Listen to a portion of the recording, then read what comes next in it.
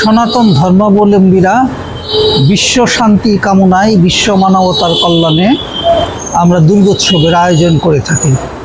প্রতি বছরই আমরা দুর্গা পুজোর আয়োজন করি এই শরৎ ঋতুতে, এবং আমরা একই সাথে দেবী দুর্গার আরাধনা করি, তার সাথে সাথে আমরা প্রকৃতিরও আরাধনা করি, আহ্বান জানাই। যেমন আমরা একই সাথে এই দেবী দুর্গার সাথে কলা গাছ কিন্তু পূজিত হয়। তারপরে আপনার দেবী দুর্গার বাহন হচ্ছে সিংহ,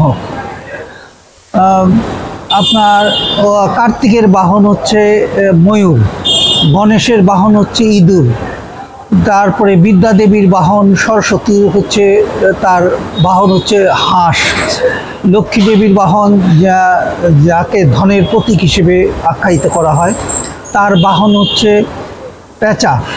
অর্থাৎ আমরা একই সাথে দেবী দুর্গার পূজা যেমন করছি, তেমনি করে কিন্তু দেবী দুর্গার সাথে সাথে কার্তিক, গণেশ, লক্ষ্মী, সরস্বতীর পূজাও করছি, এবং এই প্রাণী সকলেরও আমরা কিন্তু পূজা করছি। তারাও আমাদের সাথে একই সাথে আমাদের আরাধনার মন্ত্র গ্রহণ করছেন।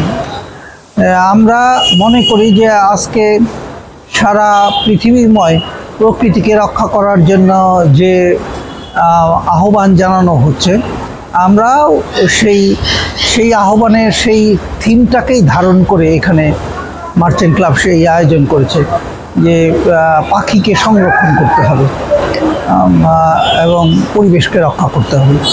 এই দৃষ্টিকোণ থেকেই মার্চেন্ট ক্লাব এই পুজোর আয়োজন করছে, প্রতি বছরই করে থাকে। তারা প্রতি বছরই নতুন নতুন একটা থিম নিয়ে আসে। শেরপুরে মার্চেন্ট ক্লাবের উদ্যোগে এইবারই প্রথম প্রকৃতির মাধ্যমে ফুটে তোলা হয়েছে মূর্তির মাধ্যমে আমাদের মা দুর্গা আগমনে এই প্রকৃতিকে সুন্দরভাবে ফুটিয়ে তোলে মা দুর্গা। শেরপুরের ঐতিহ্য, শেরপুরের গর্ব মা ভবতারা মন্দিরে এই নতুনভাবে নতুন এই প্রথমবারই শেরপুর জেলা এই মা ভবতারা মন্দিরে এরকমভাবে পূজা উদযাপন পালিত হচ্ছে। এতে আপনার শেরপুরবাসী সবাই অনেক আনন্দিত।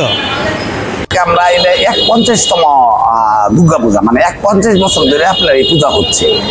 51 বছরের মধ্যে আমরা এই ধরেন 20 বছর ধরে আমি এলো এই মার্চেন্ট ক্লাবের সেক্রেটারি।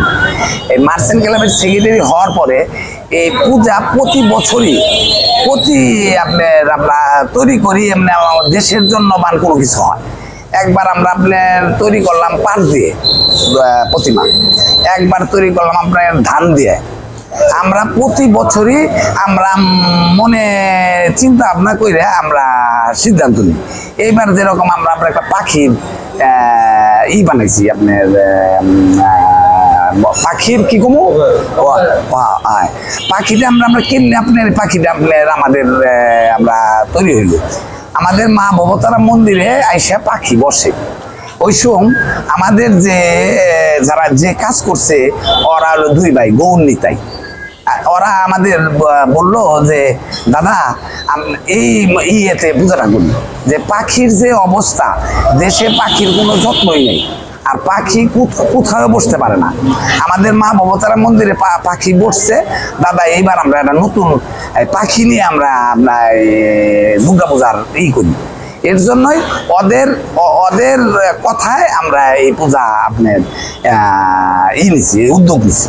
আর তাছাড়া উদ্যোগ নেওয়ার পরে আমরা চিন্তা করলাম যে পাখি যে আসলেই অবহেলিত, এটা আমরা বুঝলাম। আসলেই আমাদের বাংলাদেশে আমরা পাখি দেখতেই পারি না, পাখির শব্দটাই আমরা পাই না। আর আপনারা আসলে আমার মা ভবতারা মন্দিরের সামনে দাঁড়াইলে দেখতে পারবেন হাজার হাজার পাখি আমাদের মন্দিরের সামনে। এর জন্যই এবারের পূজা আমরা পাখি দিয়েই শুরু করেছি।